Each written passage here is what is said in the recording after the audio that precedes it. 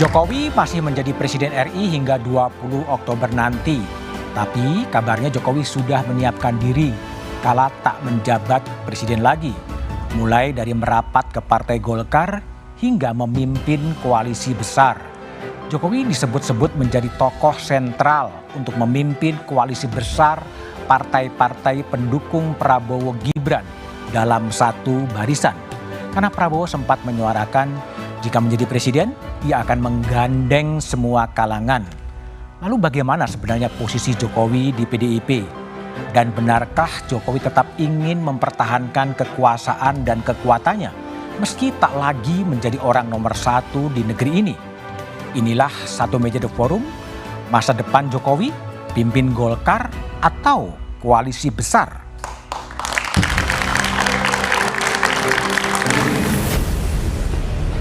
20 Oktober 2024 akan menjadi batas akhir Joko Widodo menjabat sebagai Presiden Republik Indonesia. Gerak mantan wali kota Solo itu pun mulai santer dibicarakan.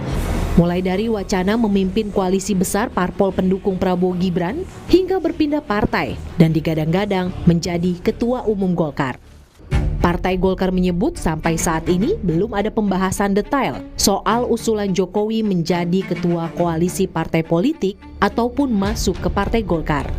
Wakil Ketua Umum Partai Golkar Ahmad Doli Kurnia mengatakan, usulan Presiden Joko Widodo menjadi ketua koalisi partai politik harus melalui persetujuan Prabowo Subianto. Keterlibatan Pak Jokowi dimanapun nanti, ya saya kira harus ada persetujuan antara Pak Prabowo dengan Pak Jokowi dan koalisi Indonesia Maju, partai-partai politik yang melakukan kerjasama kemarin mendukung Pak Prabowo dan Mas Gibran. Sebelumnya, Wakil Ketua Dewan Pembina Partai Solidaritas Indonesia (PSI) Grace Natali menyatakan, Presiden Jokowi semestinya menjadi sosok yang berada di atas semua partai politik. Saya pikir ide bagus juga. Pak Jokowi mungkin bisa menjadi ketua dari koalisi partai-partai, semacam barisan nasional. Partai-partai mau melanjutkan atau punya visi yang sama ya menuju Indonesia Emas. Sementara itu PDIP mengingatkan Partai Golkar untuk tidak terjebak dengan isu Jokowi akan bergabung. PDIP menilai wacana itu hanya digunakan sebagai alat untuk memperpanjang kekuasaan Jokowi. Hari-hari ini adalah episode berikut daripada apa yang dilakukan oleh Pak Jokowi. Gitu. Ya entahlah Golkar, sekarang ya Golkar paling mungkin, atau partai yang lain gitu. Sehingga beliau tetap eksis di dalam proses kekuasaan ini. Isu bergabungnya Jokowi ke Partai Golkar sebelum atau sesudah pemerintahannya berakhir semakin santer. Ketum Golkar Erlangga Hartarto sempat menyatakan bahwa Jokowi nyaman dengan partai berlambang pohon beringin itu.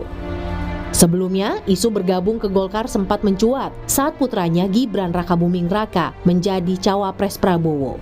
Jokowi bahkan mengenakan dasi berwarna kuning saat berangkat melakukan kunjungan kerja ke Tokyo, Jepang pada 16 Desember 2023. Saat itu Jokowi ditanya alasan mengenakan dasi berwarna kuning, lantaran sudah sering mengenakan dasi berwarna merah dalam lawatan ke luar negeri. Presiden Joko Widodo sempat merespons isu soal dirinya yang disebut akan bergabung ke Partai Golkar saat ditanya wartawan pada pekan lalu. Soal isu Bapak masuk Golkar ada tanggapan khusus? Ada isu Bapak masuk Golkar? Saya tiap hari masuk istana. Saat ini, Presiden Jokowi masih menjadi kader PDI Perjuangan. Meskipun jelas berbeda sikap saat pemilu, baik PDIP dan Jokowi sendiri masih belum memberikan pernyataan sikap mengenai status masing-masing. Akankah Jokowi keluar dari partai berlambang banteng itu dan berlabuh ke pohon beringin, atau justru mencoba meraih posisi yang lebih tinggi lagi? Masa depan Jokowi apakah akan memimpin Partai Golkar atau sebuah koalisi besar? Itulah tema Satu Meja The Forum malam ini. Telah hadir di studio dari ujung sebelah kanan pengamat politik Yunarto Wijaya. Malam. Malam. Sekjen Partai Nasdem Hermawi Taslim. Malam Pak Taslim.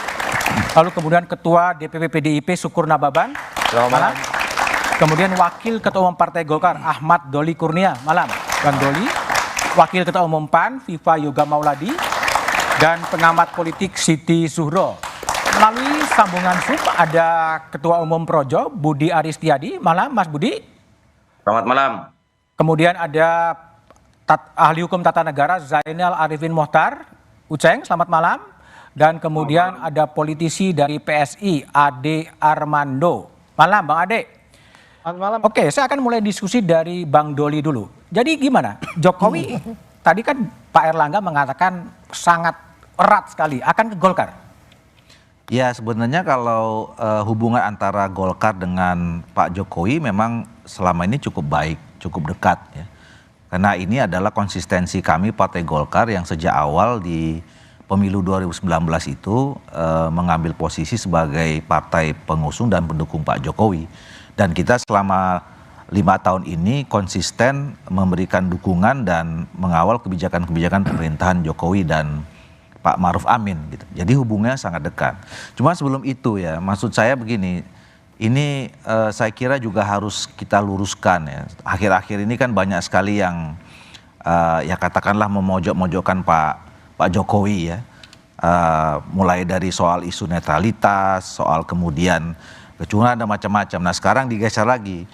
Nah ini arah-arahnya mau membenturkan antara Pak Jokowi dengan Golkar gitu. Jadi menurut saya ini nggak boleh kita apa namanya kita perluas gitu. Jadi kalau posisi Pak Jokowi saya kira apa yang disampaikan oleh saudara Grace Natali bahwa Pak Jokowi harus berdiri di atas semua golongan, di atas semua partai politik, saya kira itu yang tepat. Nah memang mungkin ya di koalisi Indonesia Maju ini pernah ada pembicaraan lepas ya, bagaimana supaya memang kedua tokoh ya yang presiden insya Allah nanti kalau misalnya memang selesai rekap KPU Pak Prabowo betul-betul terpilih sebagai presiden dan wakil presidennya Mas Gibran, ini juga harus ditempatkan sebagaimana sistem kita, tapi juga Pak Jokowi yang memang selama ini kita anggap juga punya cukup kontribusi terhadap pembangunan bangsa negara ini dan memang energi masih cukup juga kita harus tetap hormati dan mungkin saran masukannya kita bisa masih kita perlukan gitu. Nah makanya di dalam koalisi Indonesia Maju itu pernah ada pembicaraan lepas di antara pimpinan atau ketua umum partai itu bagaimana supaya kerjasama politik atau yang disebut koalisi Indonesia Maju ini bisa terus dirawat, cenderung mau dipermanenkan menjadi kerjasama politik yang permanen gitu. Semacam barisan nasional gitu. Ya mungkin ya ada yang mungkin tercetus namanya Barisan Nasional gitu. Nah walaupun saya nggak pernah dengar langsung istilah Barisan Nasional kecuali tadi yang disampaikan oleh kemarin saudara Grace Natali itu.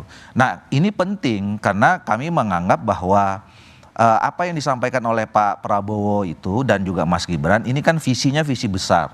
Turunannya program-program yang banyak dan besar-besar juga programnya. Jadi 5 tahun ini untuk menjalankan program yang cukup besar itu tentu butuh situasi yang kondusif, butuh stabilitas politik.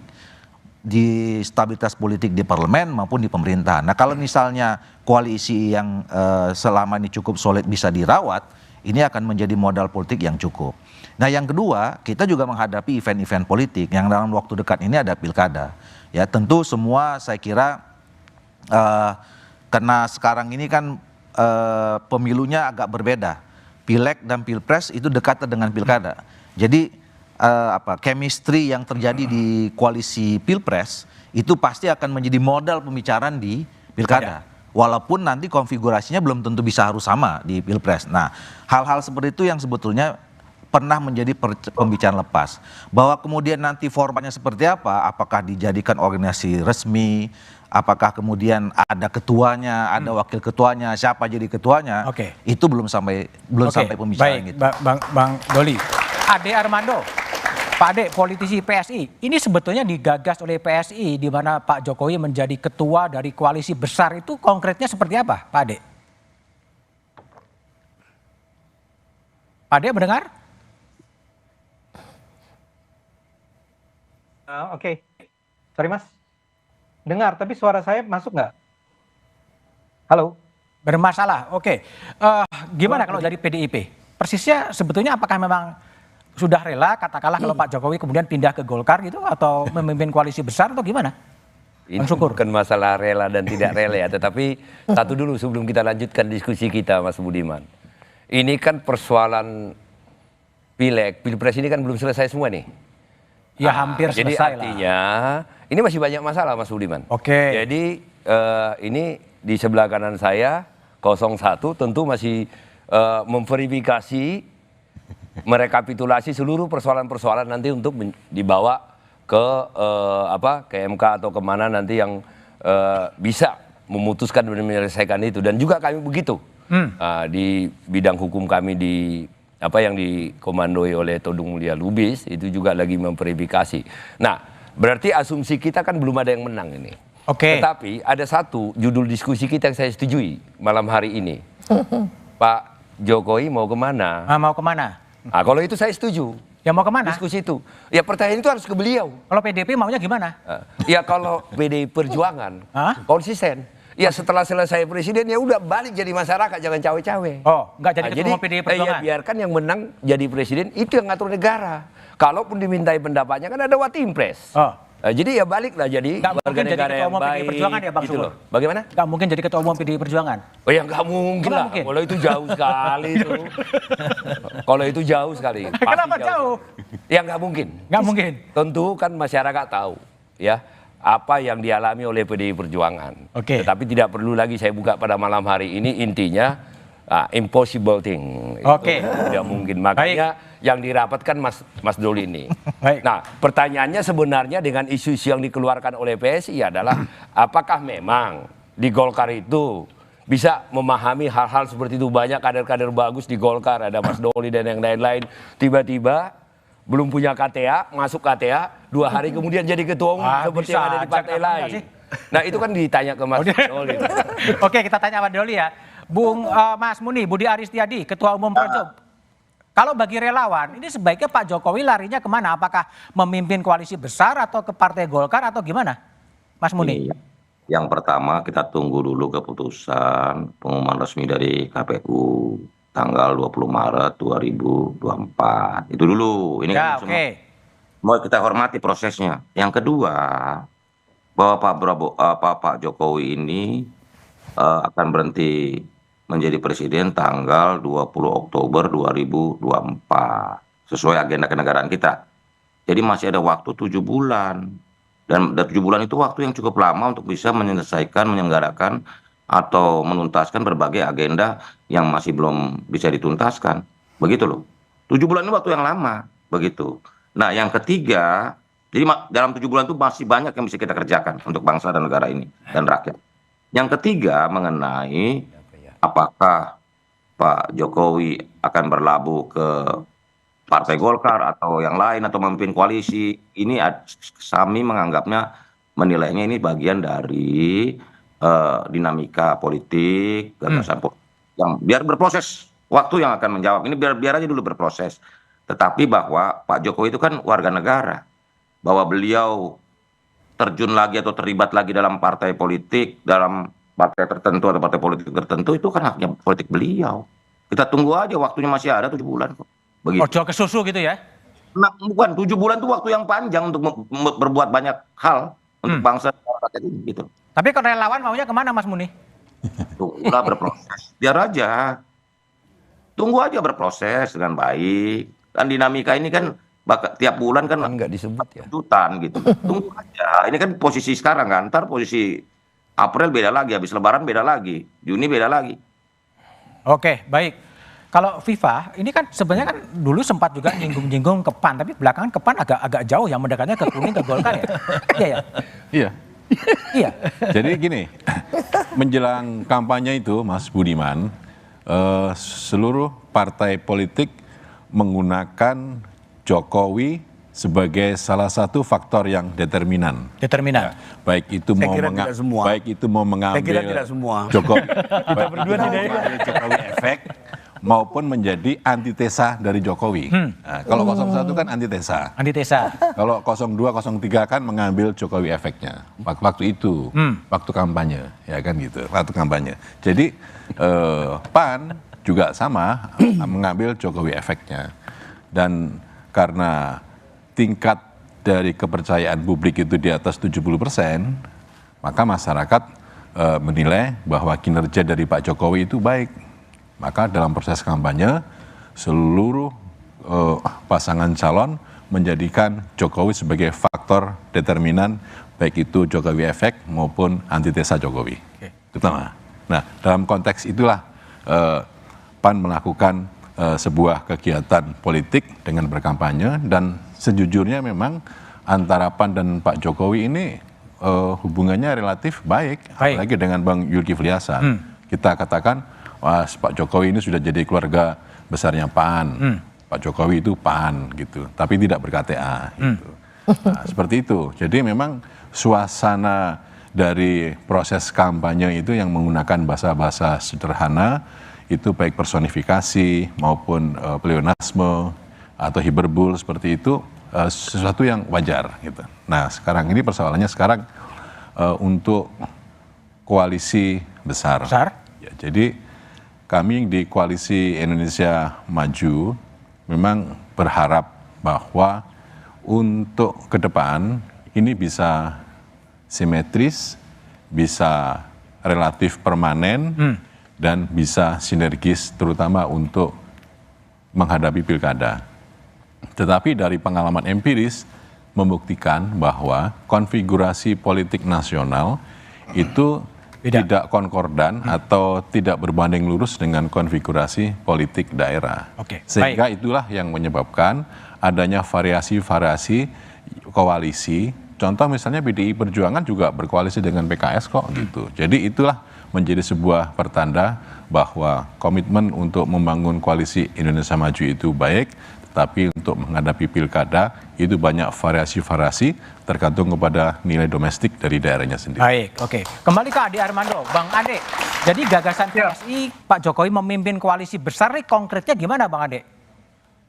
Ya, jadi, suara saya udah oke ya? Ya, oke. Mas Budi, oke. Ya, jadi sebetulnya yang lebih kami beri perhatian adalah bagaimana agar partai-partai politik yang ada ini, yang besar-besar, itu bisa bersatu dalam waktu yang tidak sekedar jangka pendek, ya. Jadi kita merasa bahwa kalau Indonesia ingin mencapai kemajuan seperti yang diharapkan, salah satu syarat pentingnya adalah adanya persatuan di antara partai-partai. Nah, persatuan di antara partai-partai ini nanti dalam waktu tidak akan lama lagi akan terasa manfaatnya pada saat terjadi pilkada-pilkada di berbagai daerah di Indonesia. Ya, ini perlu sekali bahwa para pimpinan partai di Indonesia yang besar-besar, bukan hanya yang besar-besar ya, semua pimpinan partai itu bisa duduk bersama-sama dan tidak menyerahkan pertarungan untuk memperebutkan pilkada di pemimpin daerah di setiap daerah itu kepada kondisi masing-masing daerah. Tentu saja ini akan berbeda konteksnya antara satu daerah dengan daerah yang lain ya, tetapi tidak dibiarkan menjadi rangkaian pertarungan yang berdarah-darah di setiap daerah, dan untuk itu harus ada kesepakatan antara pimpinan partai.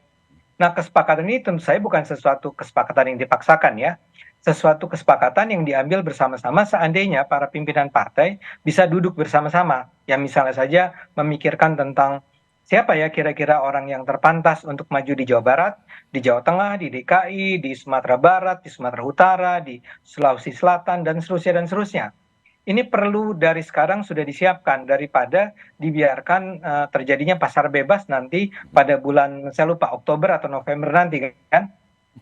Nah, tapi tentu saja setelah mengatakan itu saya tidak ingin mengatakan persekutuan ini tidak hanya berarti pada pemilihan kepala daerah pada bulan Oktober November tadi, tapi untuk selanjutnya kita barangkali sebagai partai baru itu melihat ya udah capek ya melihat betapa pertarungan antar partai ini bisa berdampak sangat serius terhadap masyarakat akar rumput ya. Nah, gimana caranya untuk menghentikan ini? Sebaik-baiknya dalam pandangan kami memang tidak terlalu banyak kekuatan yang bertarung. Kalau perlu memang tinggal dua kubu misalnya dalam hal ini adalah Barisan Nasional yang adalah kira-kira untuk sementara adalah Koalisi Indonesia Maju ya kira-kira sementara ini. Tapi barangkali kalau di situ nantinya Nasdem juga mau gabung atau mungkin nantinya siapa P3 mau gabung, itu sangat bagus sekali karena itulah memang di dalam skema ini kita berpikir tentang tetap perlu ada oposisi, dan oposisinya adalah pihak yang tidak mau bersatu dengan si koalisi ini, Barisan Nasional ini. Nah, kenapa Pak Jokowi? Karena dalam pandangan kami kan begini kira-kira. Satu, sudah ada Pak Prabowo sebagai presiden. Dia pemimpin pemerintah, dia pemimpin eksekutif. Cukup, dia menjalankan apa yang dia rancang selama 5 tahun dengan cara sebaik-baiknya. Tapi pada saat yang sama, upaya untuk membawa para partai itu untuk duduk bersama secara terus-menerus, berbicara tentang bagaimana membangun Indonesia untuk mencapai, tadi disebut oleh Grace misalnya, Indonesia emas. Itu kan kira-kira tahun 2045 ya kalau nggak salah. Itu gimana caranya? Nah, kalau bisa memang kita berharap partai-partai besar ini mau ya berbesar hati untuk duduk bersama-sama, untuk bilang yuk kita kerjasama, kita koalisi, kita nggak berantem-berantem terus ya, untuk mencapai kemajuan Indonesia. Kurang lebih Mas Budi idenya semacam itu. Oke, baik Bang Ade. Bung Taslim, jadi Nasdem akan setia di jalur perubahan atau tergiur masuk dalam kekuasaan? Sebelumnya menarik ini untuk membicarakan figur Pak Jokowi. Saya jadi ingat pernyataan Profesor Ajmadi Ajra. Dia mengatakan begini, coba kita perhatikan apa yang dilakukan oleh Pak Jokowi biasanya bertolak belakang dengan apa yang dia nyatakan. Waktu itu beliau mengatakan yang sampai sekarang segar di ingatan kita, kalau ada yang minta saya 3 periode itu mau menampar muka saya, mau mencari muka, dan sekarang terbukti menjadi wacana publik bahwa keinginan beliau sebenarnya 3 periode yang ditolak oleh Mega, maka terjadilah seperti yang kemarin. Jadi kalau hari ini Pak Jokowi mengatakan mau pulang ke Solo, itu sinyal buat Pak Doli. Kenapa Kak Doli? Untuk tinggal di Jakarta. Tinggal di Jakarta gitu. Tadi Pan belum menjawab pertanyaan. Anak-anaknya tidak bakat politik dan segala macam, ternyata semua masuk. Sekarang malah menantu kan? Menantu di Medan dan menantu di mana di Jogja ini, disebut di Sleman. Jadi menurut saya benar tadi Pak Ari, biar saja dinamika yang menentukan, tetapi pemimpin itu harus meninggalkan sesuatu. Apa yang ingin ditinggalkan oleh Pak Jokowi buat kita-kita setelah 10 tahun menjadi presiden? Apakah infrastruktur? Apakah pernyataan-pernyataan beliau yang selalu ada di YouTube? Itu nanti biar sejarah, biar anak-anak muda ini yang menentukan. Kalau ditanya kami akan terus berusaha merawat koalisi 01. Tadi sudah ada pertemuan pembukaan antara syukuran 3 fraksi DPRD DKI. Kebetulan kami ketiga-tiganya naik signifikan. PKS itu sekarang menjadi ketua DPRD DKI. Nasdem menjadi wakil ketua DPRD. Dari 7 menjadi 11. Yang paling fantastis lagi PKB. Dari 5 menjadi 10. Nah kami tidak muluk-muluk akan mulai merawat terus koalisi ini sampai menghadapi Pilkada 514 kabupaten pada November nanti. Setia ya? Jadi kalau mau dikatakan setia, ya salah satu ukuran yang paling tegas di masyarakat itu adalah kesetiaan kepada nilai. Dan sampai sekarang, bukan kesetiaan pada kursi ya? Sampai malam ini kami masih setia. Masih setia pada nilai, bukan pada kursi. Baik, Zainal Arifin Muchtar. Uceng, aku ingin tanya pandangan Uceng ya. Ini kan Pak Jokowi sudah 20 Oktober memang, tapi sudah ramai akan kemana lari. Gimana Anda memandang itu, Uceng? Saya kira begini ya. Yang pertama, saya agak khawatir sebenarnya kita sedang melakukan normalisasi sesuatu yang sebenarnya sekian lama kita celah. Yaitu apa? Gejala kutu loncat politik. Kutu loncat politik ini terjadi biasanya kalau kita riset, itu biasanya karena ideologi partai yang lemah. Jadi biasanya kalau di negara-negara lain, seorang politisi lompat-lompat itu bukan lompat dari satu partai besar ke partai besar. Biasanya dia hanya bisa main di partai kecil yang memang ideologinya lemah. Selama ideologinya mapan, kuat, partainya kemudian punya ideologi yang kuat, lalu kemudian mapan, itu biasanya sulit tuh menerima gejala kutu loncat. Nah, saya agak khawatir nih ketika yang kita bicarakan seakan-akan melumrahkan gejala kutu loncat itu.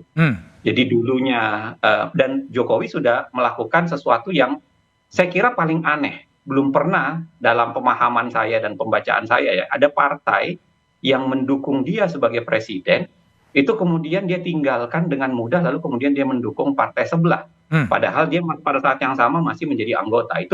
Itu normalisasi menurut saya hal yang keliru, yang memang perdebatannya bisa panjang. Yang kedua begini, saya selalu agak khawatir dengan kebiasaan dalam sistem presidensil, tetapi memaksa untuk menggunakan koalisi besar. Ada dua kekhawatiran saya. Yang pertama adalah, saya selalu ingatkan, kalau kita menggunakan sistem presidensil, lalu koalisinya terlalu besar pendukung pemerintahan, godaan otoriternya tinggi. Itu sudah kita dapatkan di SBY, ya. Lalu kemudian kita dapatkan di Jokowi. SBY dulu memimpin sekretaris gabungan, walaupun dipimpin oleh Golkar seingat saya ya, oleh Abu Rizal Bakri, membentuk sekretaris gabungan sekitar 70-an%.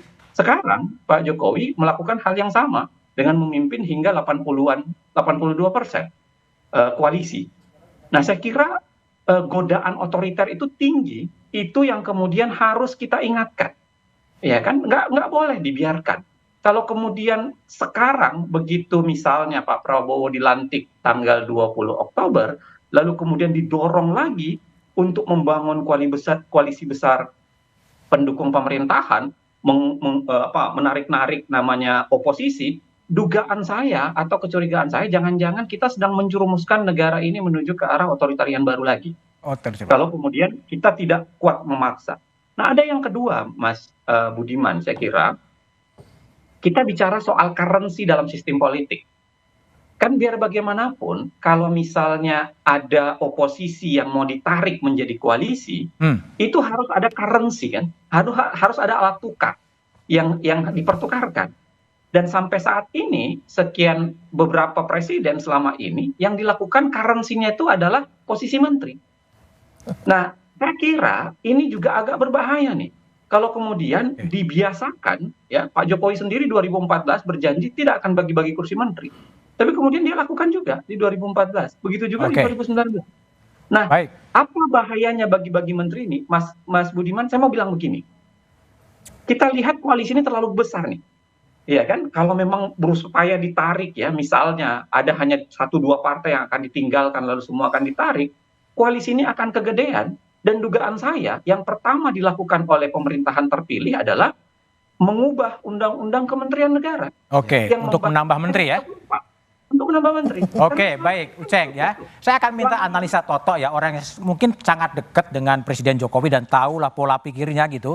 Apakah Jokowi akan menjadi rakyat biasa seperti Sukurna Baban bilang, atau masuk ke Golkar atau memimpin koalisi besar. Tapi analisanya setelah jeda berikut ini saja. Suasana kebatinan Golkar dengan Jokowi, saya kira semua juga udah tahu. Udah tahu lah. Bagaimana suasana kebatinan, kemudian Jokowi beberapa kali ke Golkar, kemudian komunikasi kita sangat cair, kemudian Gibran kemarin juga calon juga dimotori oleh Golkar. Belum masuk saja Jokowi, kontribusi Jokowi untuk menaikkan suara dan dibuktikan secara saintifik dari 85 insya Allah jadi 112, ini kan cukup besar. Jadi itu kontribusinya Pak Jokowi? Dijelaskan secara saintifik oleh para peneliti begitu, dan secara faktual di lapangan juga Jokowi begitu. efek maksudnya. Iya. Itulah percakapan Yogi, Mustaqim, dan Idrus Marham. Toto, ini sinyal bahwa Jokowi kemudian akan berlabuh ke Golkar atau gimana Anda lihat?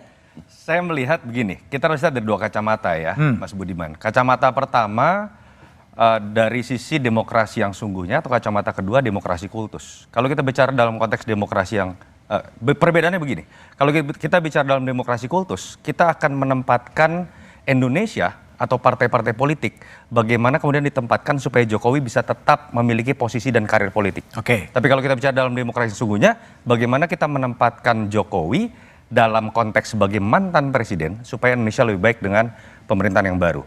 Dalam konteks demokrasi yang sungguhnya, saya pikir saya hanya mengulang perkataan Pak Jokowi sendiri dalam sebuah wawancara resmi.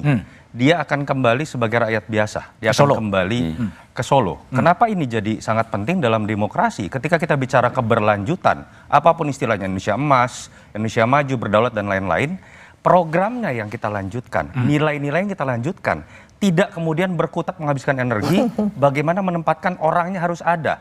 Kalau orang yang sudah tidak bisa, anaknya harus ada. Lalu kemudian mantunya harus ada. Energi kita habis dalam pro kontra seperti itu. Dan ketika kita berbicara mengenai harus menempatkan Pak Jokowi dalam bentuk apapun, ketua koalisi dan lain-lain, yang terjadi adalah menurut saya ini upaya untuk merendahkan presiden terpilih. Dalam konteks ini, merendahkan presiden konteks terpilih. quick count kita anggaplah Pak Prabowo dengan Mas Gibran ya. Seakan-akan ada rasa tidak percaya bahwa Pak Prabowo tidak bisa melanjutkan legasi Jokowi. Bahkan ketidakpercayaan seakan-akan terjadi pada Mas Gibran, kalau tidak ada ayahnya, seakan-akan dia tidak bisa mendampingi Pak Prabowo memberikan pembangunan berkelanjutan. Jadi dalam konteks itu, kasihan Pak Prabowo sudah terpilih oleh rakyat langsung. Kalau kita sepakat misalnya, saya yakin Ade Armando tidak suka dengan istilah petugas partai, saya juga tidak terlalu nyaman dengan istilah itu. Kita konsisten, jangan jadikan Pak Prabowo petugas Jokowi. Jangan jadikan juga Gibran sebagai petugas Jokowi. Berikan marwah sebagai seorang presiden terpilih dalam sistem presidensial sebagaimana dia bisa bekerja.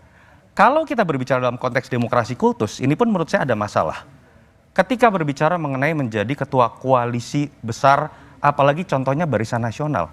Barisan Nasional itu sistem parlementer yang memang mengenal koalisi, termasuk koalisi besar.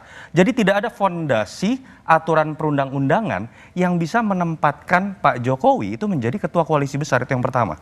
Yang kedua, Pak Jokowi ini seakan-akan dijorokkan untuk menempatkan Pak Prabowo itu menjadi bukan hanya dalam konteks divided government, istilah dalam sistem presidensial, tapi dalam konteks yang lebih kecil divided eksekutif.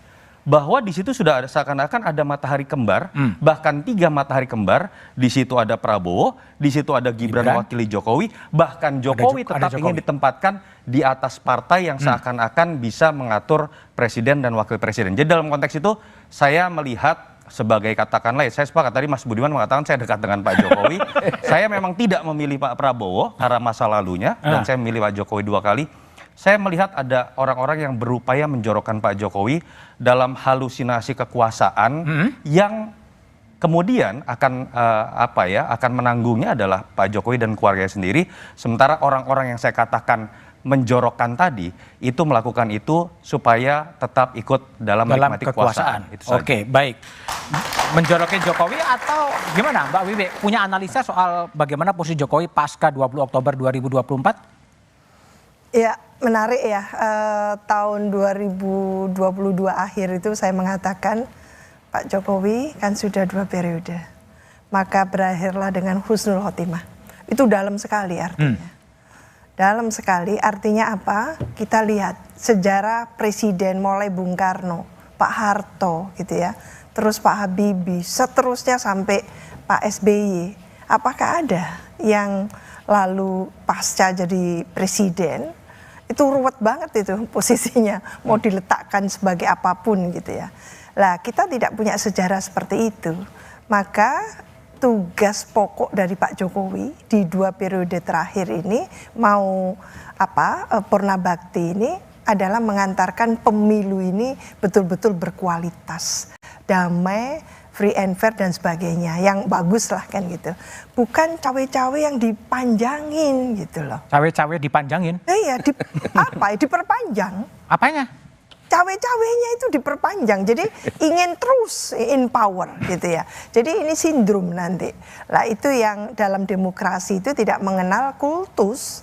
Demokrasi itu ya duduk sama rendah, berdiri sama tinggi, ada pemilu gitu ya. Maka pemilu ini sebetulnya menjadi ajangnya partai-partai politik yang notabene adalah pilar dan aset negara. Lah, kita menyaksikan pemilu tahun ini itu diikuti oleh partai-partai yang standingnya tidak cukup kokoh, saya melihat itu. Itu saya sampaikan menjelang pemilu kemarin tuh, mengapa saya melihat partai-partai politik tidak dalam posisi yang sangat powerful untuk mengatakan sesuatu. Kok lalu mendadak tadi itu ada kultus tadi itu. Seolah-olah Pak Jokowi seharusnya ngatur semuanya. Nggak bisa seperti itu gitu loh. Ini demokrasi bukan sistem kerajaan gitu. Demokrasi memberikan, bahkan partai-partai itu diberikan payungnya itu dalam konstitusi. Dialah partai politik, gabungan partai politik yang bisa mengusung gitu ya, capres-cawapres.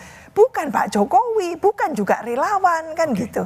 Lah dalam konteks itu yang ini yang legasinya Pak Jokowi mengakhiri masa 2 periodenya itu kok saya melihat memang kurang gitu ya, kurang dalam arti ya tidak memberikan legacy yang betul-betul yang kesannya pertama itu Mas Toto luar biasa itu sederhana gitu ya, sangat demokratis, mau masuk gorong-gorong. Bang gitu Syukur kan. juga dong harusnya dilirik. Luar biasa, saya dimusuhi karena saya tidak setuju kan gitu. Tapi itulah kita harus melihat itu yang substansinya. Baik. Endingnya itu apa lah? Ending yang seperti ini kita tidak kehendaki. Tolong mumpung belum kebablas gitu ya. Ini partai-partai besar, ada Mas Doli Partai Golkar, ada Mas Viva PAN, ada lagi Partai Nasdem. Di sana ada partai enggak? Jadi partai yang kita hitung itu adalah partai yang masuk di DPR gitu ya. Partai yang patut untuk berargumentasi dan sebagainya itu sesuai punya suara gitu loh. Jadi kalau belum punya suara ya tolonglah jangan dulu gitu. Jadi tunjukkan dulu. Oke, baik Mbak Bibi. Bung Ade Armando. Bung Ade, jadi gimana? Apakah tadi sinyalemen atau analisa dari Toto adalah menempatkan Pak Jokowi sebagai ketua koalisi partai sebagai jelomprongke seperti itu? Gimana Anda respon itu? Jelomprongke itu apa ya Mas? Menjerumuskan. Orang Padang dia. Apa menjerumuskan? Ya itu menurut saya jorokin, jelomprongke apa itu semua menurut saya hayalan aja kan. Hayalan ya? Hayalan lah, ini karena pertarungan politiknya memang agak keras sehingga memang lazim lah Jokowi itu kemudian diperlakukan dengan cara yang serendah itu. Nah, saya sendiri tidak melihat bahwa itu masuk di akal ya atau sangat bisa diterima. Maksud saya begini. Kan tadi dikatakan ya, tujuannya adalah tidak menjadikan Pak Jokowi ini sebagai presiden lagi atau bosnya Presiden Prabowo, sama sekali tidak kan. Kan kita sudah sepakat, kita sudah tahu lah ya, hampir mungkin kalau kita bicara tentang level of confidence 95% sekarang sudah pasti Pak Prabowo itu menang ya. Anies dan Pak Ganjar kalah, itu harus diterima ya. Nah, beliau akan, maksud saya Pak Prabowo akan memimpin pemerintahan. Tapi ada sebuah kerjaan lain yang tidak bisa dijalankan oleh seorang presiden. Yang saya maksud dengan pekerjaan lain adalah yang tadi saya katakan, mempersatukan kekuatan-kekuatan politik besar di Indonesia agar tidak terus-menerus menjalani pertarungan, perselisihan, permusuhan yang memakan korban di kalangan akar rumput, di kalangan masyarakat. Harus ada upaya secara bijaksana, secara terus-menerus untuk mempersatukan kembali partai-partai tersebut, ya, pemimpin-pemimpin tersebut beserta para konstituennya. Nah, ini yang tadi saya katakan secara memang sengaja salah satu tantangan yang segera akan kita hadapi adalah pemilihan pilkada. Pilkada ya. Beratus kali ya, beratus pilkada yang harus kita lakukan. Nah, ini kan perlu ditata secara sedemikian rupa sehingga dia tidak justru menjadi rangkaian pertarungan yang memecah belah bangsa. Saya merasa kami di PSI percaya bahwa ini pertama ya, ini bukan idenya Pak Jokowi ya, tapi bahwa Pak Jokowi sudah tahu, saya rasa sudah tahu sekarang. Nggak mungkin dia nggak tahu. Begitu juga dengan Pak Prabowo. Pak Prabowo juga pasti sudah tahu, Gerindra sudah tahu. Sayangnya hari ini tidak ada wakil dari Gerindra kan? Ya, kami sudah mengundang tapi tidak berkenan hadir. Tidak berkenan hadir ya. Nah, yang ingin saya katakan adalah bahwa kehadiran Pak Jokowi sebagai seorang ketua Barisan Nasional, ide tersebut bukanlah sebuah ide yang akan menimbulkan perselisihan atau permusuhan atau perbedaan antara seorang presiden dengan seorang ketua Barisan Nasional. Ini semua diketahui sama-sama ya. Nah, dalam hal ini yang kita perlu lakukan adalah kesediaan untuk bersama-sama membangun Indonesia. Nah, tadi ada pertanyaan tentang atau ada komentar yang mengaitkan dengan belum tentu Nasdem mau ikut gitu ya, belum tentu PAN mau ikut, ya nggak apa-apa juga kan. Ini kan persoalannya adalah idenya cuma paling bagus kalau Barisan Nasional itu paling tidak ada sekitar 7 kali ya partai yang terlibat di dalamnya. Kalau ternyata partai-partainya memang merasa tidak perlu berada dalam satu Barisan Nasional yang sama, ya nggak apa-apa juga kan. Yang penting 4 dulu, dan 3-nya kan 4-4-nya adalah partai-partai besar, Demokrat, Golkar, siapa? PAN, dan satu lagi siapa? Satu lagi yang Koalisi Indonesia Maju itu. Kok bisa saya lupa ya? Gerindra, ya maaf. Gerindra sampai udah lupa Gerindra. Gerindra, Demokrat sama PAN dan PSI tentu saja. Kalau PSI sampai lolos kan, kita belum, ini kan masih menunggu.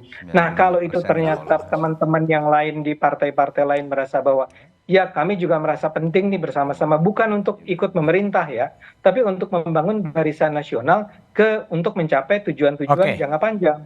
Tapi tujuan jangka pendek yang jelas adalah yang harus dihadapi adalah pemilihan kepala daerah di ratusan daerah di Indonesia. Mas Pipa tadi Oke, baik. Saya ke Bang Doli. Bang, ini kan tadi ada analisa dari Toto yang menyebutkan kalau koalisi besar itu akan bisa disebutkan menjerumuskan atau jelomprong dalam bahasa Jawa.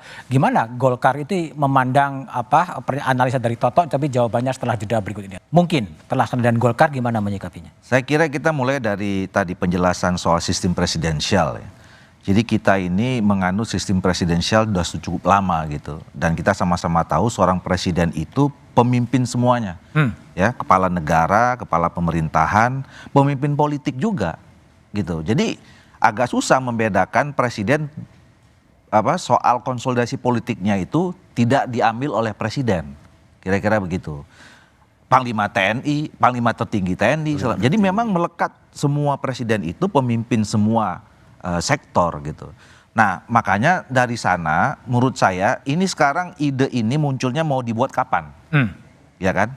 Kalau ini mau dibuat sekarang sampai 20 Oktober, toh masih Pak Jokowi masih presiden. Ya. Dia semua masih kepala negara, masih kepala pemerintahan, masih pemimpin politik. Jadi sebetulnya secara tidak langsung ya itu tadi dia semua pemimpin politik di Republik Indonesia. Setelah 20 Oktober itu di Pak Prabowo kalau misalnya insya Allah besok kemudian diumumkan terpilih setelah rekap itu wakil presidennya Pak Gibran. Nah jadi itu udah beralih ke sana.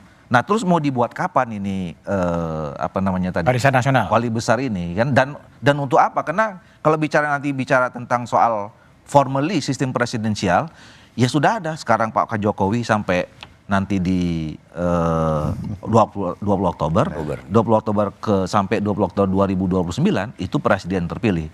Nah, yang kedua, ini kan kita bicara tadi ya kalau misalnya Toto mengatakan ya tolonglah orang-orang yang jangan jorok-jorokin gitu ya. Ini kan kita belum pernah dengar juga dari pernyataan Pak Jokowi, ya kan? Jangan-jangan ini Pak Jokowinya dan saya yakin ya Pak Jokowi, Pak Prabowo tahu persis pada saat mereka memimpin jadi presiden dan Pak Prabowo mau jadi calon presiden kemarin tahu persis sistem politik kita, sistem pemerintahan kita presidensial. Jadi mereka tahu kapan mereka berakhir, kapan diserahkan dan kapan mereka juga posisinya sebagai apa istilahnya? Mandek pandito ya Pak?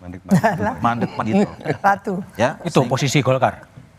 Posisi Golkar terhadap Pak Jokowi. Ya Mas Doli udah mandek pendito. Saya kira saya meyakini Pak Jokowi tahu persis perannya. Sama juga ketika dia terpilih 2014, beliau tahu persis sebagai presiden menempatkan Pak SBY sebelumnya seperti apa, Bu Mega seperti apa, dan itu sudah dia lakukan. Oke. Ya. Baik, Mas Budi Aris Setiadi. Jadi kalau analisa Anda, apakah betul tadi Pak Jokowi tadi seperti Bang Sukur katakan akan pulang ke Solo dan tidak lagi berkecimpung dengan koalisi besar atau gimana kalau dari relawan bersuara gitu? Begini Mas, kita ini, negara ini, bangsa ini punya tantangan yang luar biasa di tahun ke depan. Dan terlalu rendah sekali ini dinamika yang terjadi termasuk penggiringan opini kan merendahkan dua orang sekaligus, Pak Jokowi dan Pak Prabowo. Kalau Pak Jokowi haus kekuasaan, dia mau cawe-cawe, bahwa Presiden ke-7 dimintai pendapat dalam banyak hal yang strategis tentang Indonesia 2045, itu hal yang lumrah. Warga negara aja boleh bersuara kok, kan kita demokrasi. Satu. Kedua, itu merendahkan Pak Prabowo, seolah Pak Prabowo nggak memiliki kemampuan untuk mengelola berbagai dinamika yang terjadi di masyarakat ini. Tetapi saya yakin Pak Prabowo dan Pak Jokowi ini punya concern bersama tentang bagaimana Indonesia bisa menjadi negara maju di tahun 2045. Karena ini cuma 500 tahun sekali momentum ini. Jadi ini bukan soal demokrasi, ansi, tapi ada satu kebutuhan bangsa yang harus kita address sangat serius dalam 20 tahun ke depan ini. Bahwa kita punya bonus demografi sudah dibilang 26 milenial, 28 gengsi, dan jangan lupa ditambah lagi 11% anak kecil. Berarti 65% populasi penduduk Indonesia ini muda. Jadi potensi kita menjadi negara maju atau tidak itu cuma 20 tahun ini. Oke.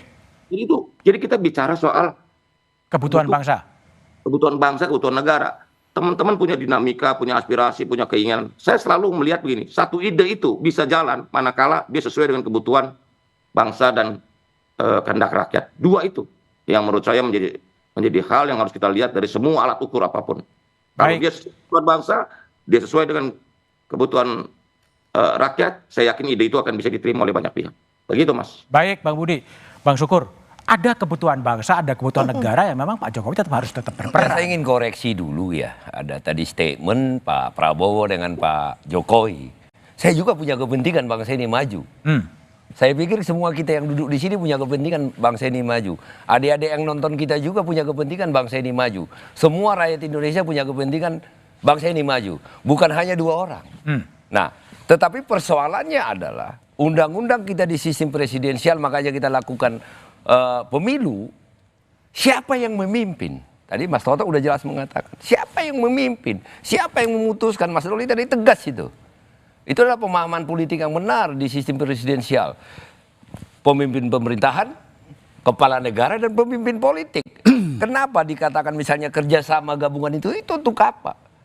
Agar keputusan-keputusan presiden itu bisa didukung di parlemen atau di dalam undang-undang atau pembuatan anggaran atau hal-hal lain. Nah, tentu saja presiden harus menjadi pimpinan daripada politik yang mendukung seluruh kebijakannya.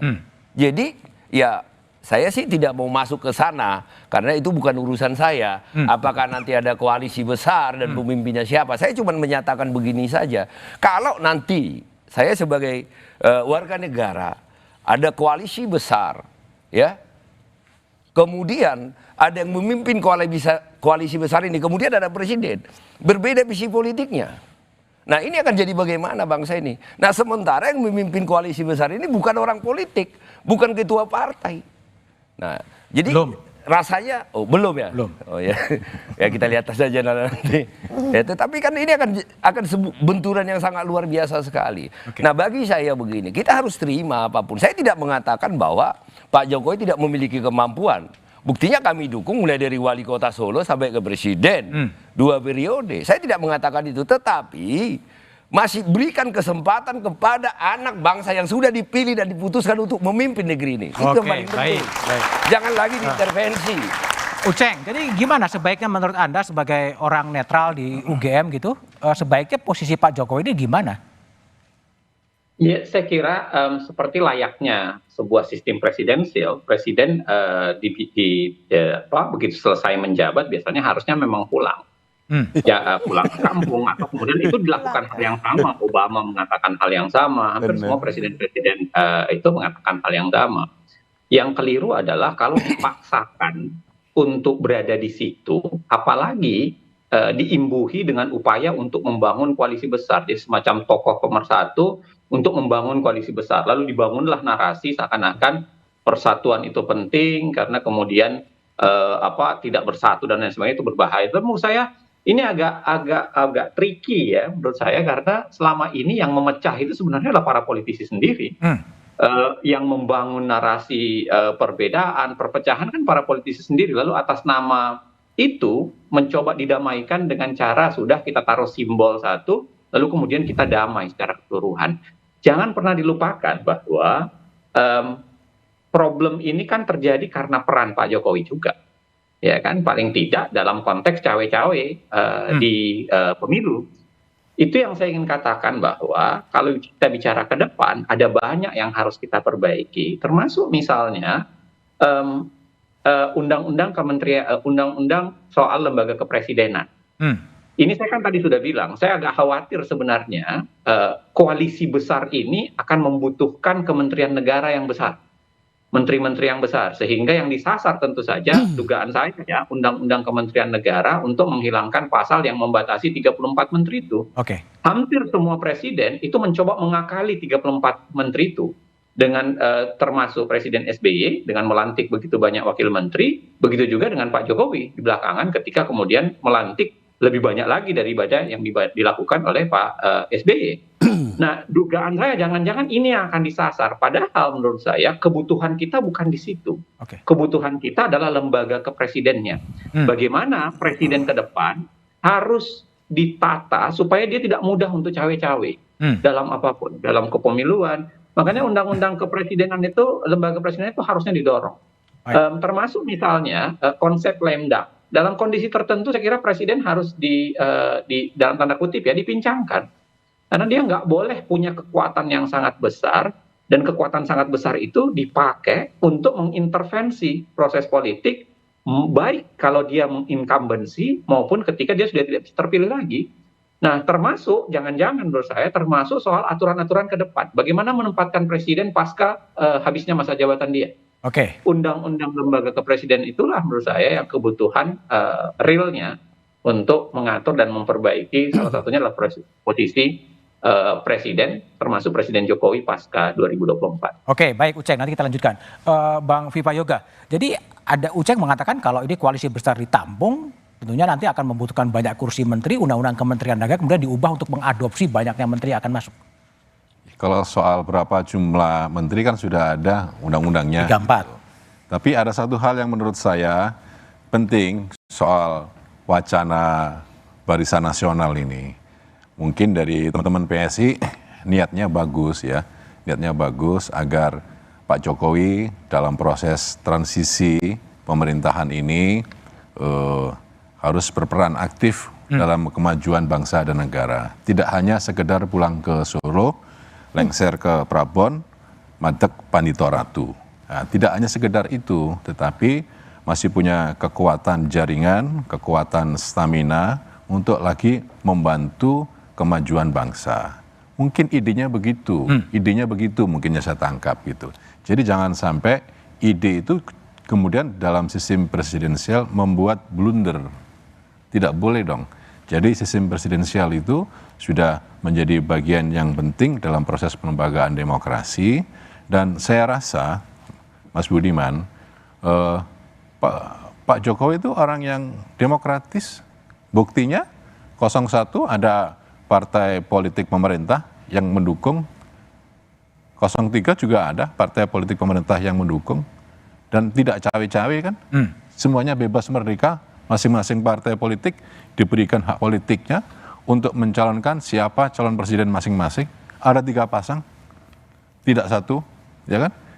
Nah, beberapa hal tentang karakter assassination kepada Pak Presiden Jokowi itu juga menjadi sesuatu yang menurut saya dalam proses politik juga harus perlu dipertanyakan. Oleh karena itu saya itu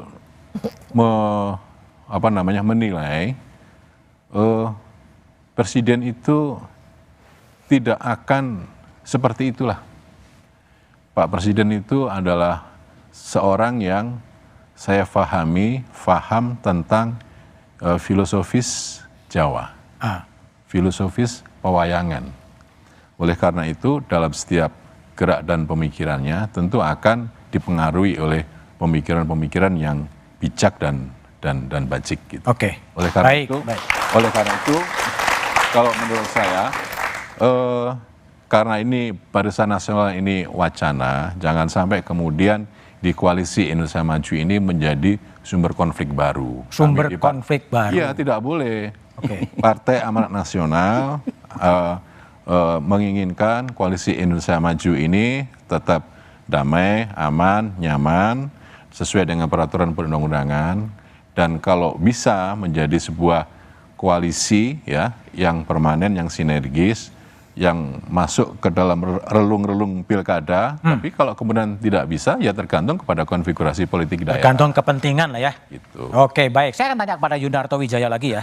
Pak Jokowi itu kan pernah mengatakan setelah selesai ya dia akan pulang ke Solo. Seberapa yakin sih bahwa Anda Pak Jokowi setelah 20 Oktober akan betul pulang ke Solo? Tapi jawabannya setelah jeda berikut ini. Itulah pernyataan Presiden Jokowi beberapa waktu lalu menjadi rakyat biasa dan kembali ke Solo. Yakin? Iya, saya nggak se-ekstrim Bang Taslim sih. Tadi mengutip pernyataan Prof. Ajumadi Azra yang mengatakan kalau Jokowi mengatakan A berarti realitanya A aksen. Walaupun ada beberapa fakta empiris seperti itu ya. Saya tetap melihat Jokowi ini kan kalau mau diterjemahkan satu kata dalam konteks pemimpinan, ya, menurut saya paling tepat adalah menggunakan kata agile. Agile. Dia bisa diartikan tangkas, lentur, atau lincah begitu ya. Jadi menurut saya Pak Jokowi sendiri saking taktisnya, jangan-jangan memang belum memutuskan beliau akan jadi seperti apa. Beliau sangat empiris melihat persepsi publik dan kemudian melihat perkembangan-perkembangan apa yang paling menguntungkan katakanlah buat dirinya dalam konteks karir politiknya. Tapi saya ingin menyoroti tadi pandangan-pandangan dari katakanlah orang-orang yang ada di sekitar Pak Jokowi, entah Mas Muni atau misalnya Ade Armando. Saya agak melihat logika yang tidak nyambung ya. Selalu berbicara mengenai kebutuhan besar bangsa ini, istilahnya Indonesia Emas, Indonesia Maju dan apapun itu. Saya melihat kalau memang Indonesia Emas ingin diterjemahkan menjadi sebuah kenyataan, ya kita terjemahkan. Jangan kemudian kita ngomong ngawang-ngawang di hadapan publik. Indonesia Emas itu apa sih? Misalnya satu, middle income trap. Ya udah, terjemahkan bagaimana kita bisa lepas dari middle income trap dengan fakta misalnya uang kita 500 triliun dari tidak nyampe 3.000 triliun dari APBN itu dihabiskan untuk bansos. Yang itu jelas akan membuat masyarakat semakin konsumtif, tidak produktif, lari dari sulit buat lari dari middle income trap. Lalu ketika berbicara misalnya indeks gini yang harusnya mengecil pada angka tertentu, bagaimana kita kemudian menerjemahkan program untuk kemudian melawan sebuah realita bahwa 10 orang terkaya di Indonesia itu menguasai 54% APBN. Masuk ke situ, apa logika dan kaitannya dengan persatuan Indonesia? Apalagi kemudian tiba-tiba logic jam masuk pada istilah ada koalisi permanen yang kemudian bisa menjadi obat seakan-akan buat perpecahan bangsa. Saya nggak melihat ada perpecahan bangsa. Saya bingung makanya dengan kalimat Ade Armando, seakan-akan melihat pilkada yang sudah terjadi selama ini dianggap sebagai keberhasilan pemerintah, termasuk pada saat kemarin COVID, itu dianggap perpecahan. Tidak ada. Demokrasi itu bicara kebiksingan. Demokrasi itu adalah pertarungan ide. Kalau apa yang dikemukakan oleh Ade Armando tadi seakan-akan adalah sebuah keniscayaan, jangan-jangan arahnya memang kita ingin kembali seperti masa Orde Baru. Itu yang menurut saya agak mengagetkan. Jadi kembalilah kepada tadi, bagaimana menerjemahkan tadi Bung Viva mengatakan mungkin ada niatan baik dari teman-teman PSI mengatakan Pak Jokowi harusnya bisa memberikan masukan. Saya berikan sebuah analogi. Bahkan seorang Lee Kuan Yew yang dianggap tanda kutip otoriter di Asia Tenggara, dengan negaranya di Singapura, lalu sempat kemudian anaknya sampai saat ini masih menjadi Prime Minister, itu selalu pernah mengatakan jangan pernah bangun patung saya bahkan ketika saya sudah meninggal. Biarkan legacy saya itu tersisa dari yang namanya House Developing Board, lalu kemudian Economic Development Board misalnya, atau kemudian yang tersisa adalah Sekolah Kebijakan Publik Lee Kuan Yew. Dia bahkan mengatakan tidak boleh ada patung yang itu kemudian menghambat sistem meritokrasi yang menjadi kekuatan dari Singapura. Mohon maaf, itu kalah akhirnya dengan apa yang terjadi di Karo. Ketika kita tahu ada patung Pak Jokowi yang diresmikan oleh mantunya sendiri yang saya tidak menyangka itu akan pernah terjadi selama Pak Jokowi masih jadi presiden. Oke, baik. Bang Doli, kalau dengar kan Pak Airlangga pernah mengatakan bahwa Jokowi akan diberikan peran dalam pemerintahan baru. Seperti apa sih yang dibayangkan itu? Nggak, sebenarnya gini, itu kan statement itu bagaimana kita membuat keharmonisan, ya, menjaga ritme. Ya, kita nanti punya presiden terpilih yang sudah dipilih oleh rakyat, tetapi kita juga masih membutuhkan Pak Jokowi yang memang mungkin energinya masih cukup kita pergunakan. Gitu. Tapi tentu semuanya itu kembali kepada mekanisme peraturan sistem politik, sistem pemerintah yang kita jalani. Yang saya sebut tadi adalah sistem presidensial. Gitu. Nah, jadi sebetulnya tidak pernah ada pembicaraan secara khusus nanti Pak Jokowi harus di mana dan segala macam gitu ya. Tempatnya belum itu, belum sampai ke sana. Dan saya kira memang ya pembicaraan itu akan bisa terjadi nanti setelah semuanya jelas. Ya. Hasil pemilunya seperti apa? Ya, 20 Maret ini kita tunggu berapa. Partai apa dapat berapa kursi, ya. Jadi kalau bicara pun misalnya, ya saya lebih senang menggunakan kerjasama politik ya, dibandingkan dengan koalisi Karena sebetulnya kan dalam sistem presidensial itu kan tidak dikenal adanya koalisi, ada oposisi, yang adalah kerjasama politik misalnya mendukung pemerintah, ada yang di luar pemerintah gitu. Dan itu kan kalau bisa lebih enak dibicarakan kalau misalnya semuanya posisinya jelas. Sekarang kita mau bicara apa? Kerjasama dengan siapa yang kita nggak tahu. Anda lolos atau tidak, Anda dapat berapa kursi gitu kan. Makanya begitu kemarin saya diminta komentar soal disampaikan oleh Grace ya, saya bilang kalaupun memang ada pembicaraan ya tentang kerjasama politik yang lebih besar misalnya untuk kepentingan apalagi sampai mau bicara tentang ada formasi bentuk organisasi segala macam, ya itu nanti sajalah setelah misalnya semuanya sudah jelas diumumkan oleh KPU secara resmi, kira-kira begitu. Oke, Mbak Wiwi, kalau Mbak Wiwi lihat peran Pak Jokowi dalam konteks pemerintahan mendatang ini apakah seperti apa? Apakah memang ikut dalam penyusunan kabinet misalnya atau jadi seperti apa sebetulnya paling pas? Iya, maka sebetulnya gini ya, pemilu ini kan menghasilkan sesuatu yang tidak seluruhnya puas kan gitu. Bukan masalah pasti ada yang puas tidak puas, agak tidak jamak pemilu ini gitu. Maka ini yang harus diantisipasi oleh koalisi kalau katakan nanti ternyata 02 yang menang. Diantisipasi bagaimana perasaan dari yang merasakan ini tidak jamak, masih ada menyisakan dan hal-hal yang dinilai negatif gitu ya. Dan jangan lupa pemilu 2024 ini akan menjadi sejarah dan ditulis dalam sejarah itu. Maka ini yang harusnya menjadi pekerjaan rumah dari 02 kalau nanti sampai diputuskan gitu ya. Ini koalisi partainya itu ikut menghalau kemungkinan yang lebih jauh lagi. Kita seolah-olah ini kita mau sistemnya tidak demokrasi lagi, ini sistemnya mau otoritarianisme, ini mau membangkitkan lagi bahwa TNI Polri gitu salah lagi gitu mau bergabung lalu di sosial politik ikut juga cawe-cawe kan itu. Lah kita padahal sudah mulai 98 bersepakat berdemokrasi gitu ya. Lalu ini 2024 berarti 26 tahun. Sepanjang sejarah ini, rentang waktu seperti ini, kita belum menorehkan sesuatu yang untuk 2045. Kalau pikiran kita, visi kita itu betul-betul jauh ke depan itu, maka ini yang harusnya kita pikirkan. Apakah ini yang namanya kita membangun prakondisi? Maka tidak hanya menjadi tanggung jawabnya Pak Jokowi, tapi tanggung jawab dari partai-partai yang mengusung capres-cawapres tadi itu, apalagi yang sudah memenangkan gitu ya, untuk ikut menentukan ke depan ini Indonesia mau dibawa kemana. Oke, baik. Jadi memang ada pertanyaan besar saya kepada Zainal Arifin Muchtar, apakah memang rancangan undang-undang kepresiden akan bisa memberikan jawaban soal bagaimana mantan presiden itu ditempatkan dalam pemerintahan baru? Analisa Uceng setelah jeda berikut ini.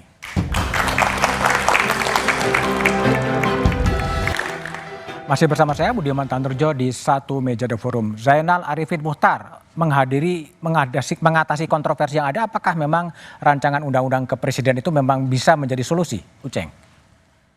Iya, saya kira sebagai salah satu solusi pasti iya ya. Solusi tergantung menurut saya, tergantung dua hal. Tergantung yang pertama adalah seberapa luas undang-undang Kementerian Negara itu bisa dibuat. Karena biasanya undang-undang undang-undang ke lembaga kepresidenan maksud saya itu dibuat. Biasanya pemenang pemilu itu malah punya relaktansi, agak menolak tuh dilakukan pembatasan-pembatasan, itu bahayanya. Makanya yang pertama saya kira sangat bergantung pada kekuatan politik yang ada. Kalau kekuatan politiknya koalisi besar, koalisi yang menyenangkan presiden dan lain-lain sebagainya, saya nggak yakin tuh akan ada lagi yang namanya undang-undang Kementerian Negara dengan segala isinya, yang membatasi kekuasaan presiden, membatasi ketika dia menjelang pemilu, membatasi transisi kekuasaan, membatasi apa yang bisa dilakukan dan lain sebagainya.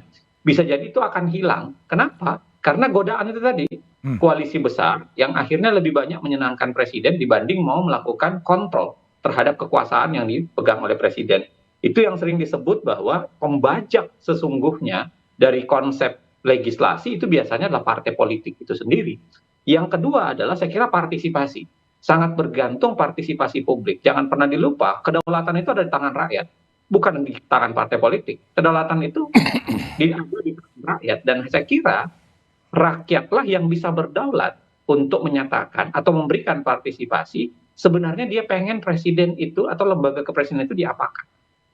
Nah, dalam konteks itulah saya kira dua hal yang harus dilakukan. Pertama adalah bagaimana partai politik menerjemahkan keinginan rakyat itu menjadi sebuah proses undang-undang, termasuk menjadi selebar apa undang-undang itu mengatur. Dan yang kedua, jangan sampai partai politik kemudian terjebak menjadi hanya sekedar ingin menyenangkan siapa presiden terpilihnya. Oke, sehingga baik. sasaran kita undang-undang Kementerian Negara yang kuat itu menjadi undang-undang Kementerian Negara yang malah menguatkan presiden, bukan menguatkan lembaga kepresidenan secara keseluruhan. Baik, Zainal Arifin Mukhtar. Mas Budi Aristiadi, apakah mungkin Pak Jokowi kemudian meninggalkan legacy dengan hadirnya rancangan undang-undang kepresidenan? Mas Budi, masih dihidupkan? Kita harus positif melihat dinamika perkembangan masyarakat dan demokrasi ini. Cuman maksud saya, jangan kita menganalisis dan melihat dinamika masyarakat ini dengan frame lama. Ini kondisinya, ekosistemnya sudah sangat berubah. Masyarakat aktif dalam menyampaikan banyak gagasan.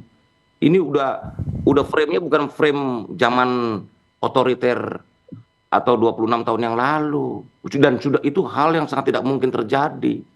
Dengan kemajuan teknologi, digitalisasi, semua orang bisa berekspresi, bisa menyampaikan pendapat. Siapa yang melarang masyarakat menyampaikan apapun? Dan Pak Jokowi selama menjadi presiden itu selalu mendengar dinamika yang terjadi di masyarakat. Banyak jalan rusak juga dari masyarakat. Kebijakan apapun diambil dari apa yang menjadi atau kondisi yang terjadi di lapangan gitu loh. Jadi kita ini orang yang optimis melihat demokrasi kita.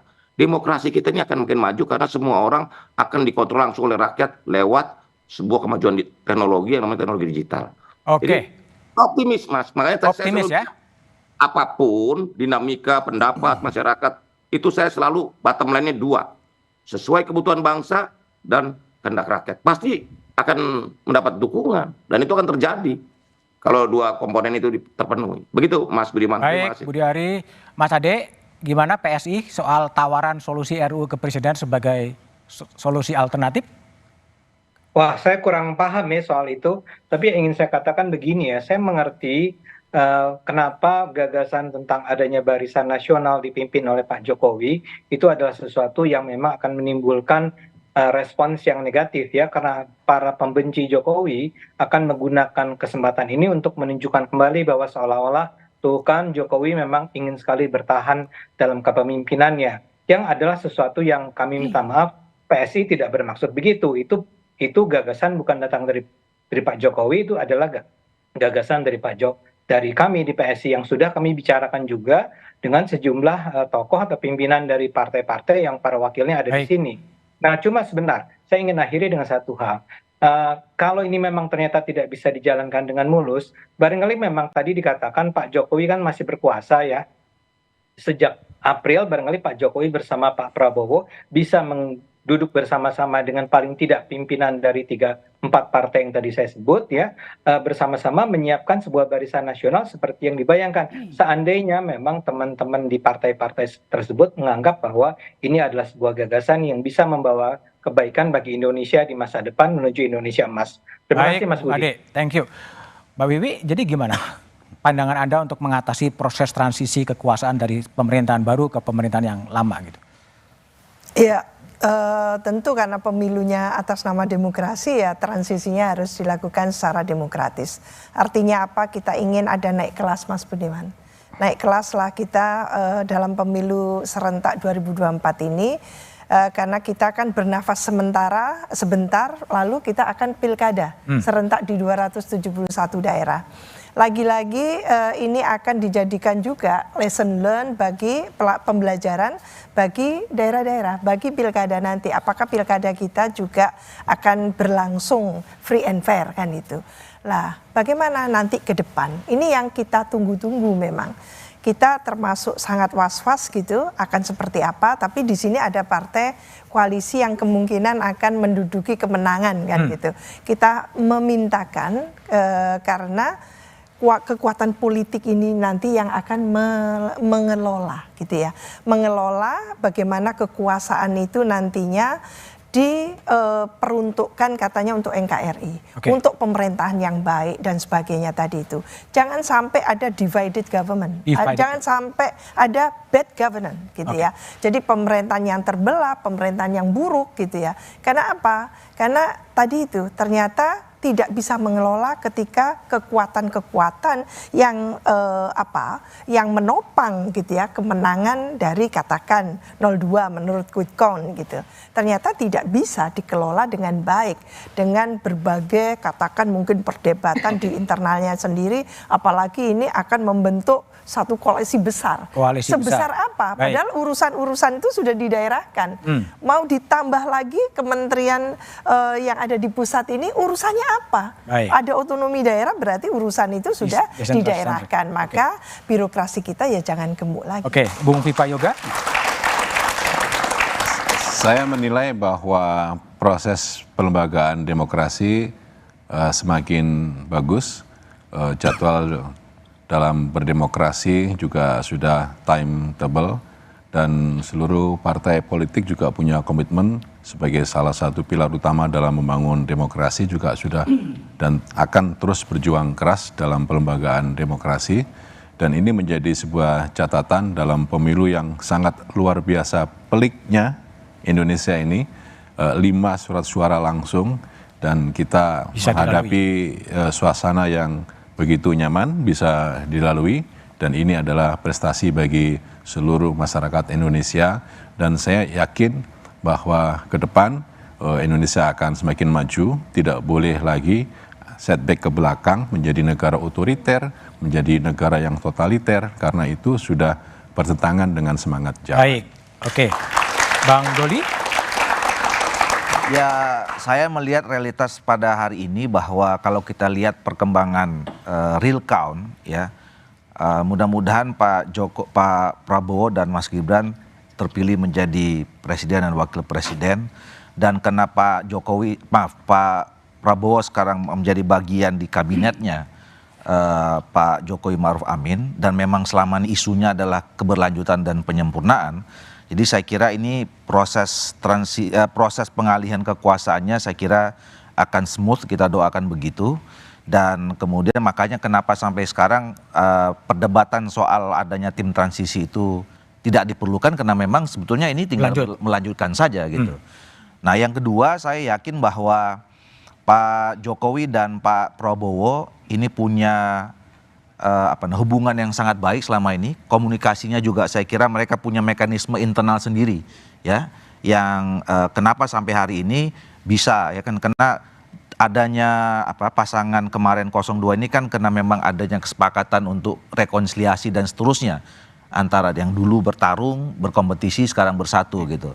Nah, oleh karena itu ini harus kita jaga sama-sama. Jadi kalaupun ada kemudian ide yang berkembang, kita sih bukan melarang setiap orang punya ide ya, tapi jangan sampai bisa membuat kekisruhan baru gitu ya, yang nanti bisa mengganggu hubungan Pak Prabowo dengan Pak Jokowi. Jadi kalaupun ya Mas ya, kalaupun seandainya pada akhirnya itu nanti dibentuk kerjasama politik lebih besar, mau disebut koalisi besar ataupun menjadi barisan nasional, itu tergantung dari Pak Jokowi dan Pak Prabowo.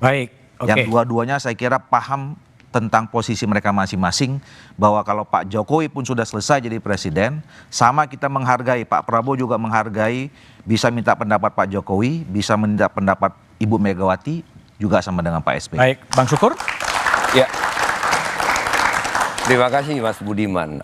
Saya agak terganggu tadi, jadi kalau berbeda, ya kita bicara tentang aturan, ya ini pembenci gitu. Saya agak terganggu bahasa itu, berarti tadi Mas Doli bicara tentang ini agak sulit, berarti pembenci Jokowi. Jadi jangan kita memakai istilah seperti itulah. Kalau kita berbeda, kata-kata pembenci. Jadi saya agak terganggu dengan bahasa itu. Kalau kita bicara tentang transisi, saya pikir udah berapa kali sih kita rasakan transisi? Dari Ibu Mega ke Pak SBY, nggak ada masalah transisinya. Berbeda sistem, berbeda pola cara membangun. Dari Pak SBY ke Pak Jokowi juga berbeda, tidak ada masalah dengan transisi. Nah, kenapa kita diskusi sekarang ini tinggal melanjutkan, ini ada masalah dengan transisi? Sebenarnya tidak ada masalah, apalagi kalau dikatakan melanjutkan seperti itu, tapi dengan asumsi ya, siapapun yang menjadi presiden, saya bicara tentang Pak Jokowi ini, kan tidak ada masalah. Udah legowo, ya selesai. Biarkan kepada presiden yang dipilih oleh rakyat menentukan masa depan bangsa ini, membawa bangsa ini ke arah yang lebih baik, karena rakyat yang memutuskan dia yang jadi presiden. Sedikit lagi, Mas. Hermawi. Ya, jadi saya kira tidak kalah pentingnya masa transisi sampai 20 Oktober itu bagaimana menyelesaikan ekses-ekses pemilu. Mungkin juga ada luka-luka batin yang kita harus obati sebagai sesama anak bangsa. Karena pengalaman di lapangan banyak hal-hal yang tidak mudah untuk dilupakan. Baik. Nah, yang paling penting lagi adalah pemimpin. Kita kan bukan kali ini saja kita punya presiden. Biasa saja. Baik. Tidak usah terlalu berlebihan menanggapi. Ya kalau harus istirahat ya istirahat. Kapan pemikiran diperlukan. Dan itu biasa saja menurut. Oke, Yunarto Wijaya. Pak. Ya, saya simpel. Stop demokrasi kultus. Jadi para penjilat berhentilah menjilat tokoh tertentu, keluarga tertentu, dinasti tertentu. Karena negara yang belum mapan itu cirinya adalah ditopang oleh orang kuat. Negara yang sudah mapan demokrasinya ditopang oleh sistem yang kuat. Kembalilah kepada demokrasi nilai sehingga kita berdebat, berselisih terkait dengan apa yang kita percaya, bukan terkait dengan siapa yang kita puja. Sehingga apapun hasil dari pemilu, siapapun pemenangnya itu pasti akan berasal dari pemilu yang berkualitas. Baik, terima kasih Yunarto, Pak Slim, Pak Sukur, dan semua yang telah hadir di studio. Kekuasaan itu menggentarkan dan mengagumkan, tremendum dan fascinosum. Karena itulah orang berupaya untuk meraih kekuasaan, mempertahankan kekuasaan atau mewariskan kekuasaan. Pada sisi lain, kekuasaan itu memabukkan sehingga orang bisa jatuh karenanya. Kekuasaan itu cenderung korup, karena itulah kekuasaan harus dibatasi. Eling lan waspodo, selayaknya jadi pegangan agar kekuasaan tak kebablasan, karena kekuasaan itu begitu menggoda. Demikian satu jam forum malam ini, kawal hasil penghitungan pemilu 2024 hanya di Kompas TV, independen, terpercaya. Sampai jumpa, terima kasih dan selamat malam.